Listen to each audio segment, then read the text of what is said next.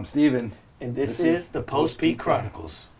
So, Will, what do we got today?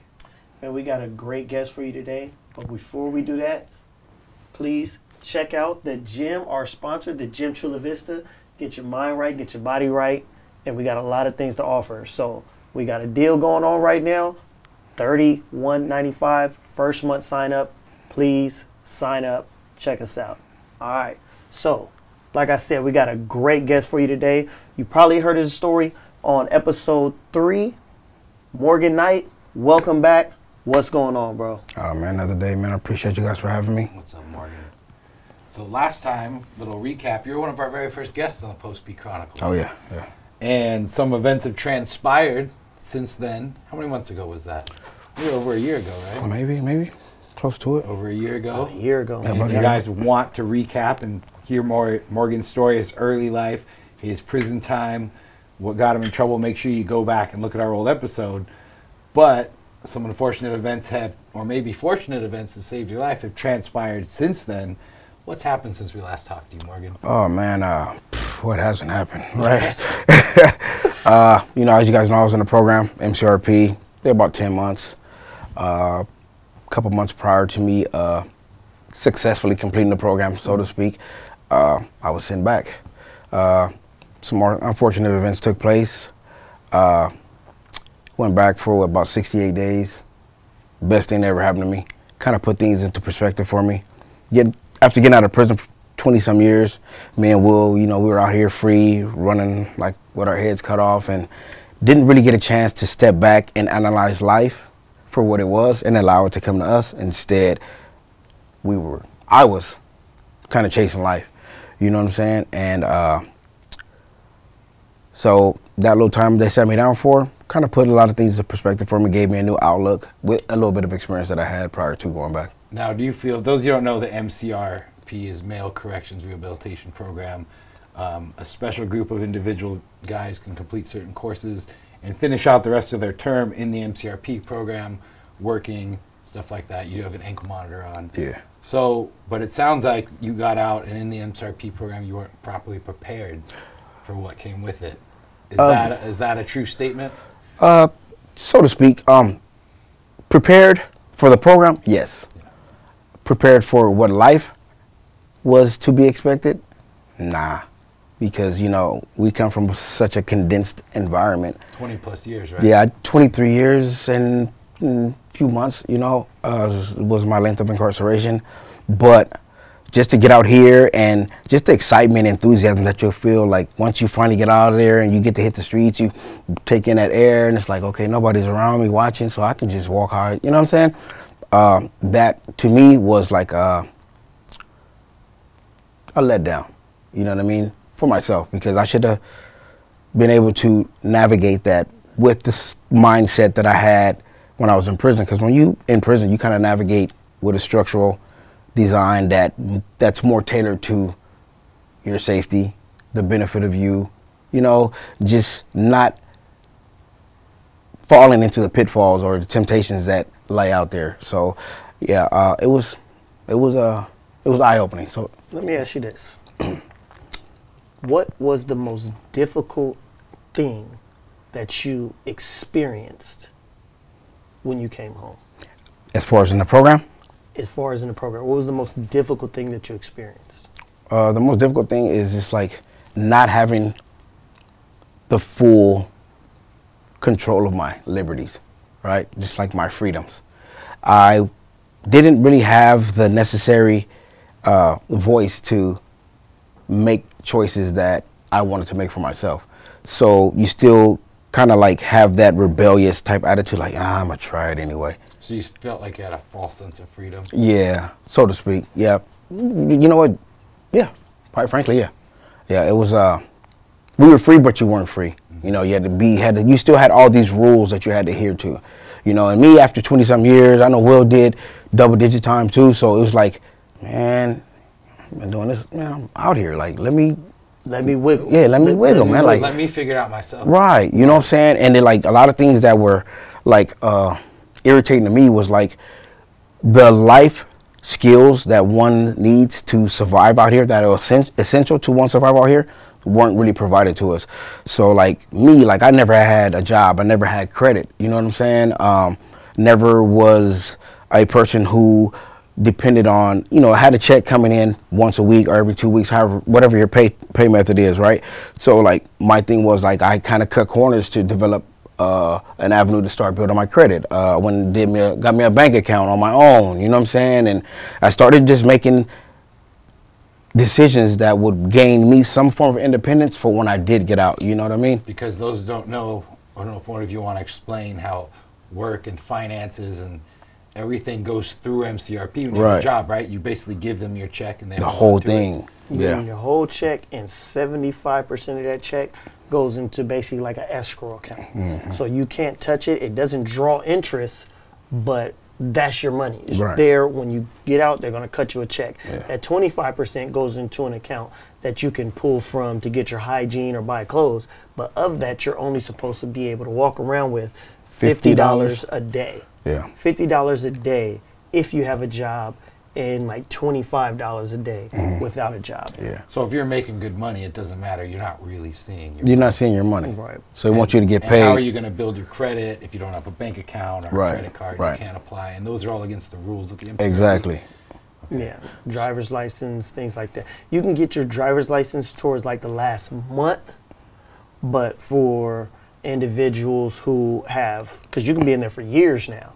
And honestly, like you said, some of the toughest things, we never lived life as adults on the street when you're taken at a young age. Yeah. And so while, yes, the MCRP program has a lot of things they offer, and I appreciate the program. Oh, yeah. There are Helped a lot of guys. Yeah. They helped a lot of guys. I won't say anything, but there were things lacking. Yeah. And it wasn't until getting out of MCRP that you realize how much weight there is in this free world. Yes. So it's not the freedom of the outside that was a letdown. It was the lack of freedom you had in the MCRP, or the illusion of freedom you have. I'll put it that way. I think it's like a combination of both, right? Yeah. Because you have this mindset, right, to where like, okay, outside of here, you know, with the ability to go to work, or like you have a designated driver that can come pick you up and take you to and from your passes, or whatever the case may be, right? So that's a sense of freedom. But it's really not, because you're not behind the car. There's no independence, right? Ankle monitor. Yeah, or like you just having a job. You know what I'm saying? So, like I said, like Will said, it was more than a great experience for me, right? But also me having the mindset that I have with regards to how to function out here in society, they were lacking certain things as far as teachings for us, you know, and that's what enabled me to develop the mindset to where like, man, let me just... So it's like there's no room to make your own mistakes and learn, because it's so. Oh, you can make mistakes and you gonna learn. You gonna learn. So let me ask you this: last time we were here, last time you sat down with us, we interviewed you. You seemed like you had it all together. Yeah. You had a job. Oh yeah. You're working in La Jolla. Yeah. You're doing great in the program. Yeah. By all accounts, you were on the straight and narrow path. Right. To succeed and never look back. Right. What happened? Okay, so I'm gonna be honest with you here, right? So I got a little freedom, right? And I'm in a what do you call it? I'm in a DoubleTree. In You're not allowed to be in. Yeah, but I'm not allowed to be in. You know, I mean, you know, I'm a man, bro. So DoubleTree, man, nice little girl. You know what I'm saying? And 2-3 days, I'm going back and forth there, and I come back, man, and some things were said, and they one of the staff, he gave me a urine test. He's like, oh, well, it ain't working, right? I'm like, okay, well, I'm good anyway. Send me on my way. He's like, no, hold on. So I pee again. No, I didn't pee again. Same bottle. Bam, he takes that bottle, he pours it in another one, right? Which you're not supposed to do, right? What I add, right? He's like, oh, yeah. Oh, hold on. Let me go get the parole officer. He come back. I'm like, what's up? He's like, oh, they cuffed me up, said I had a dirty test. So I'm like, oh, wow, this is a ruse, right?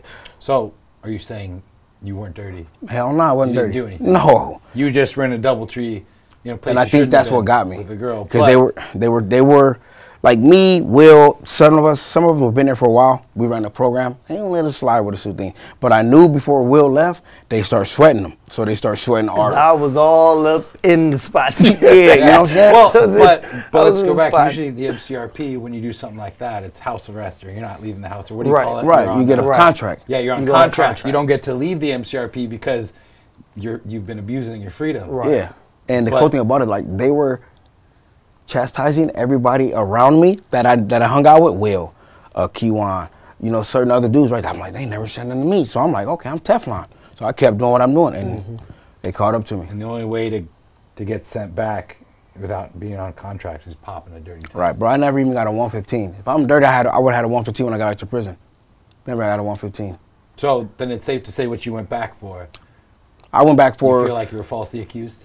Nah, I was falsely accused of that, but I think what I went back for something that was deserved, right? I was manipulating the program. Yeah. You know what I mean? Loopholes. Yeah. So that's what allowed me to sit down and accept what happened, right? As a man, because at the end of the day, I wasn't doing right anyway. Yeah. You know what I'm saying? And I appreciate that because at the end of the day, like I said, it just gave me perspective, right? And it made me realize like how much I hate sitting in this goddamn cell. You know what I'm saying? Give you a whole new I'm appreciation. working in the kitchen, bro. I just had a job in La Jolla. I'm back out here. I'm serving self-feeding trays. You know what I'm saying? It just hit me, man. So it was like, I said, man, you know what? I'm Gucci. I'm good. You know? Sit down for this 60 days. Sit down for this little 60, 70 days. You know what I'm saying? And develop, go over my plan again, wash away all the, you know what I'm saying, the cloudiness, and get back on track, man. Like I say. So they free you again. You got a taste of society again. But this time, you don't go to the MCRP program. This time, you're truly free. What is that like? March 8th, this year, I get out, right? My date's March 23rd. March 8th, I'm at home. It's raining, eating, get a knock on the door. Boom. So I'm like, who is it? He's like, San Diego County Sheriff. I'm like, what? I'm thinking he's going around knocking the neighborhood, you know what I mean, asking questions of random houses. It's like Morgan Knight. I'm like, yo, what's up? He's like, hey, man, I'm such and such, such and such. It's 5 of them, SSU officers at my door. Some marshals, U.S. Marshals too. Like, yeah, man, we need to talk to you. I'm like, oh, bro. DNA or something, right? I'm like, whoa. So he's like, man, he said, look, man, you did nothing wrong. He said, we need to talk to you. He said, but we do have to, we're going to have to arrest you. I was like, for what, bro? Now I'm like, I should have ran, right? So he's like, yeah, man, CDCR, they made a mistake. They let you out 2 weeks early. They weren't supposed to let you out. He's like, man, we know, man. He's like, man, this is nothing we can do. They put the warrant out. I get on the 8th. This is on the 10th. I get out like on a Wednesday. 2 days later. 2 days later, bro. Feeling that you had. I'm when you eating. I got watch a out. Laker game. But how did you feel when you got?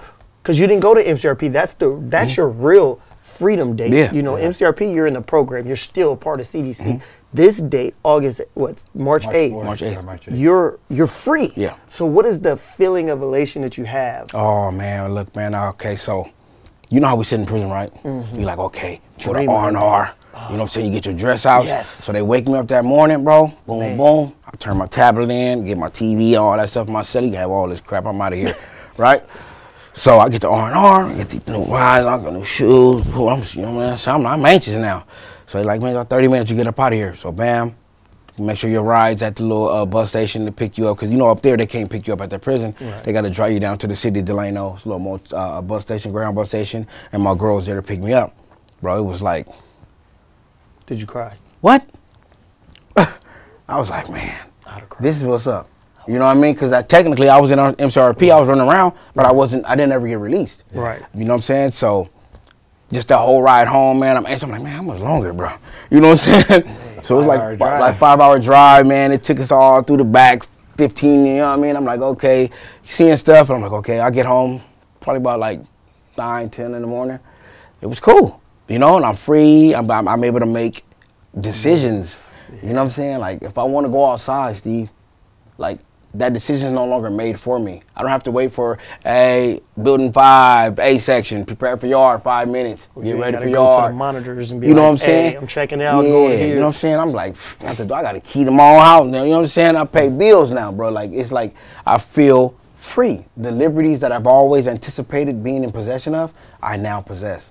You know what I'm saying? And it gives you a sense of direction and a sense of accountability as a man. You know, I got little ones looking up to me. You know what I'm saying? It's just like, it gives me purpose. You know, it's hard, bro, because I'm in a situation that I've never been in before, but it's a situation that I've always anticipated welcoming.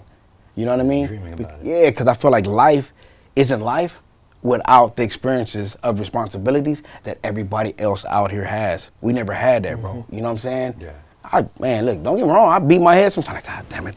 You know what I'm saying? but to be real, man, it's like I encourage it. I embrace it. Blessed to have those problems. Man, come on, man. No. So you're going back for 2 weeks. So you're like, whatever, it's just 2 weeks, or you're like, freaking, are you kidding me? No, man. So look, I'm like, fuck, man. I hope I don't go back to Delano. First, it's for 2 weeks. So they send me to Donovan, put me in a hole. 15 days. I get there, get a message from Will by proxy, right? From, you know, somebody close to him. So I'm like, oh, man, made me feel good. You know what I'm saying? I'm like, man, oh, Will. You know what I'm saying? Oh, Will, man, he thought about me, man. You know what I'm saying? But I'm like, but the worst 2 weeks ever in my life. Remember, I did 23 years and a couple months of incarceration. You know what I'm saying? So, like, every second, every minute. man, listen, Why man. the hole? Because I couldn't be on the yard out there. They wouldn't put me on the yard out there. So I'm sitting here, man. I'm like, man, I had sick. Okay, I'm just watching all the dumb stuff go on, all the stupidity. Just like, it's just giving me more and more like, ugh, can't stand this place. You know what I'm saying? And you see there, man, it's just like I'm on the door. And it's like, but it's the hardest time I ever did because I just was at home. I was just at home.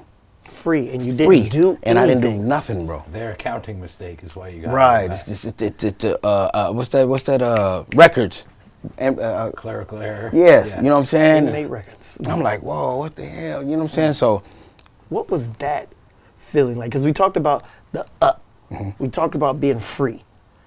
Now let's talk about, because imagine it's a bad feeling, but I want to hear how you felt in that moment when they knocked on the door and they're cuffing you up, when you didn't do anything wrong. You're finally done with your 23 years. Your sentence is over with. You're at home with the family that you always wanted, and then they strip that from you, man, because of their mistake. it's like, you know, you go through the feelings that you go through, right? Right. Like, we know how to compartmentalize some of our hurts, our pains, you know what I'm saying? But to see the kids and your lady, like, they're crying, asking why, right? And you can't give an answer. And you have these people, they're giving answers, right? Which are valid and legit answers, but don't make no sense, though. Yeah. You know what I Doesn't mean? feel You can't make logic of it. I'm free. 2 weeks. Yeah. Leave me be. Like, Just throw me on another ankle monitor. You I'll sit made here a for two mistake. weeks. What Yeah. the- You know what I'm saying? That's my purpose is like, but my feeling was like, bro, it's like being in the ring, bro. Or you know how like we were younger, you play bodies and they hit you in the solar flex, knock all the wind out you, and you on the ground like you trying to catch that wind. That's how it was. You know what I mean? And I still like couldn't even just let the hurt that I seen my family go through, right? I couldn't like let that go. Still, even when I was in the hole, like it was more so anger than anything. You know what I'm saying? This is bullshit. Yeah, but I got them telling me, like my family, like, it's gonna be all right, it's just 2 weeks. It's just 2 weeks, but it's like 2 weeks, like that I shouldn't have to do. This is my mindset, right? Yeah. But like I say, I'm sitting in the hole, man, and it's like when you sitting in the hole and you're in the cell by yourself, No, nothing but time to nothing think. but trying to think. That's it. You know what I'm saying? And it's like, I think, and I'm a firm believer, man. Like, a lot of things that we experience are signs from a place that we cannot explain, right? To kind of send you messages, to kind of remind you, like, hey, stay focused. Remember this? Remember how you felt about this? Experience it and forget about it. You know what I'm saying? So, like, I try to make sense by making a lot of the situations that we're in, that I experience, try to make something logical out of it. Like, put some type of meaning behind it, you know what I'm saying? Because we're not going through this because just by coincidence. You know what I mean? We're going through this because of something. Right. You know what I'm saying? So It's a universe. So, you say you had the time to think. Somebody's tapping you on the shoulder, say, hey, Morgan, remember, think back to this moment, how you felt. So now that you're out again, what are you doing with this second, third chance? What are you doing? Oh, man, making it count, bro. Making it count. Making it count, man, because every moment's precious. You never know when you can be taken from it. How you making it count? I'm making it count, man. So, my boss, awesome guy. Kept my job for me the whole time. Wow. Kept the spot for me, right? So, was doing that.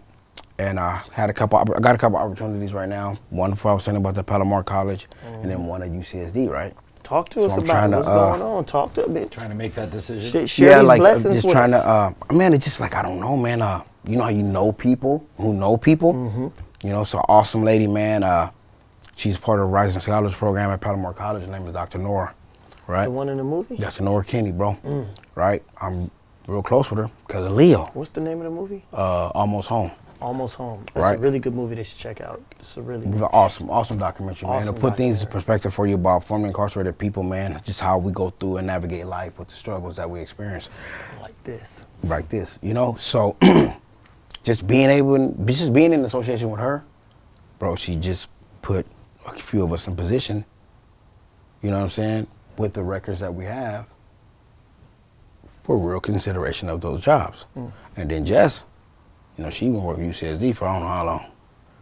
And she, like, boom, boom, you know what I'm saying? So, yeah, like, it just, to be able to sniff just the seat of a potential career field, right? Coming from where we come from, Something you've career always field. dreamed of, right? Come on, man. Like all these benefits, you know, all these things that you think of, like, you don't got to worry about because your jobs take care of that. You know what I'm saying? So it's an overwhelming, elating feeling.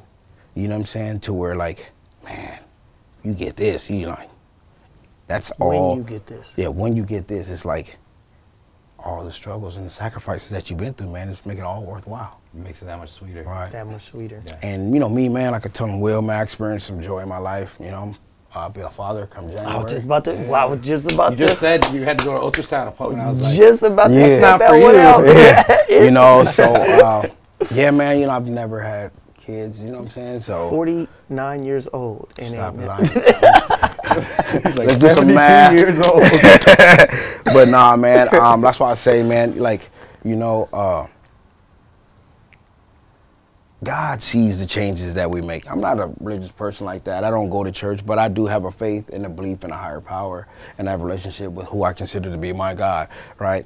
And, you know, the changes and the sacrifices that we talked about on my first podcast with you guys, right? Sitting on a bunk and just going through these conflicting episodes within yourself. It's like, man, is this the right thing to do? Am I doing the right thing? Or are they gonna look at me like this or look at you like that? It was all worth it, bro. Because I'm receiving what most of us associate And all with. the years that you think are gone, you know, I think a lot of people, Will's expressed this, like, I got to make up for lost times. You're still experiencing, you know, marriage, birth of a child. You're still getting the career. You're going to get all those benefits. Yeah. It may have happened later in life, but it's still unfolding. You just had a different story and a different beginning. And I think a lot of people are like, I got to catch up because I spent 20 years in prison. Your story's unfolding exactly how it should be. Right. And I think that's all walks of life. Whether Yeah. you've been to prison or not, like, your timetable and your story is going at your pace as God has intended for Right. you. And you can't just sit there and be like, well, look at where Will is. I need to be where Will Right. is in a short period of time. And That's like how life works. a lot of things that help me too, man, is like, Will doesn't know, but I sit back from afar and I peep from my like kaleidoscope and I see Will and like kind of keeps me encouraged because it's an awesome cat right here. You know what I'm saying? He knows how I feel, man. You know what I'm saying? And just to be able to view his success, his progress, right? And be like, okay, it's not a competition, Yeah. right? We're in the same race. I ain't trying to win as long as I finish it with him. There you That's go. all that matters. You know what I'm saying?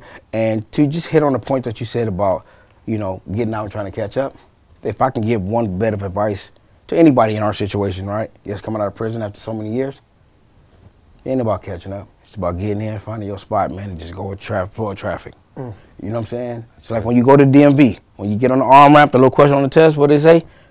You know, you get in, you go with the flow of traffic. Yeah. You know what I'm saying? That's don't need it. the speed. You don't need the speed. Speed to get you in As trouble. long as you have the necessary tools, right, that are needed for you to establish who you are out here in this society that knows nothing about you, that's all you need. That's good advice. That's all you need, bro. Now let's talk about the other hand real quick, because that's good advice. Now, MCRP, when you're in there, you're cutting corners, you're making loopholes. Yeah. You're not all in because you're trying, you know, double tree, all that. What's it look like this time around? I know that you don't have the strict rules, but obviously you're still cutting corners in life. Oh, yeah. And so what are you doing now that's keeping you successful on the outside? Oh, man, just being in constant reminder, right, of what I went through, right, the last 2 weeks when I went to prison, sitting in the hole, right? That ain't no place to get anything that's even remotely close to a dream that you have accomplished, right? So if life matters to you and the things that you want to pursue and accomplish in life, you can only be done out here. And as far as cutting corners, I ain't got no corners to cut, bro. You know what I'm saying?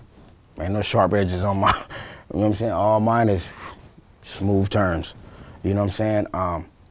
Luckily for me, my parole officer that I have, awesome lady, you know? I can't put it in no other words. She's an awesome lady, man. She was aware of the fact that I went back to prison and what happened, right? And they all were like, what the, you know what I'm saying? Like, that's bull crap. How come they couldn't do this or do that? You know what I mean? So being that she's aware of that and I'm doing the things that I'm supposed to do, not manipulating the system, none of that stuff, she gives me every bit of comfort that I need, right? Because you don't have to look over that shoulder.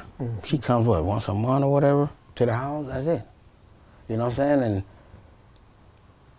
gives me no need to feel like I need to do this or do this because I might go back to jail or this is that or, you know what I'm saying? Because I'm not doing anything to go back to jail. I don't have that hyper vigilant type personality to where I'm looking over my shoulder, worried about Criminal addictive thing. You don't have that guilty consciousness. No, nah, because I live in a very, very, very humble community, right, where there's nobody that resembles anything that look like me and Will.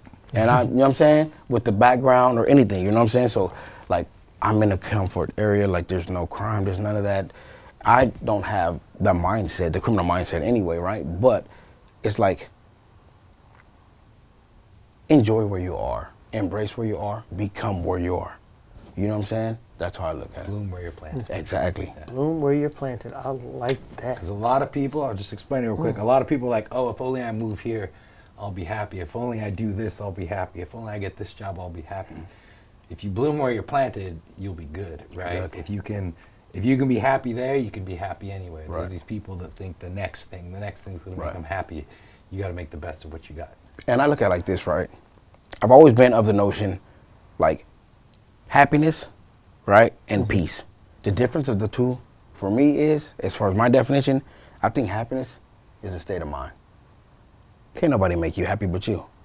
People can contribute to your happiness, right? But as far as you being happy, that's your job. Peace comes from within.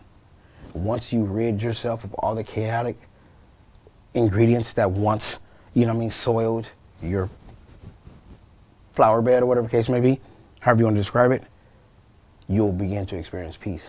But once you experience peace, then comes the happiness, right? And those around you, family, friends, loved ones, are contributors to your happiness, you know? So I'm happy right now. So you seem a lot more grounded, laid back, at peace than our first interview. Oh, yeah. Now, is that because you felt like you were never at peace in the MCRP program, or you're never at peace because things were so rigid and now you can just finally relax and breathe? Well, I think for me, it was like, even though I was in MCRP, I had 23 plus years of prison embedded in me. So you're undoing all the years Yeah, it's of like criminal mindset. I attribute it to like a scab, right? A scab comes from what? A wound, right? Right? It didn't take you but 5 seconds to create the wound, right? But it takes weeks, months for that scab to heal. It's a process. You get the scab, then the scab peels off, and then you have the scar tissue and all the stuff, right? And then your skin goes back to its normal complexion, right? There's a process, you know what I mean? And it takes time. So for me, Will used to tell me all the time, like, bro, why you always looking on me? It's just like, you know what I mean? That's just who I was, you know what I'm saying?